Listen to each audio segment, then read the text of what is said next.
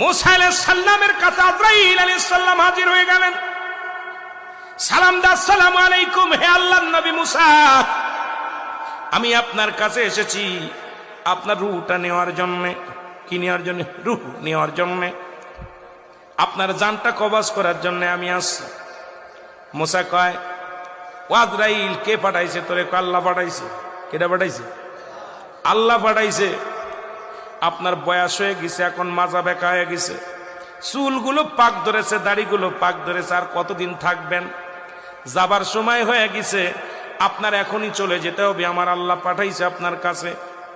বলে, আজরাইল রে, তুমি তো আমার নিতে আসছো, আমার কোন জায়গা দিয়ে ঢুকবা একটু জানতে চাই।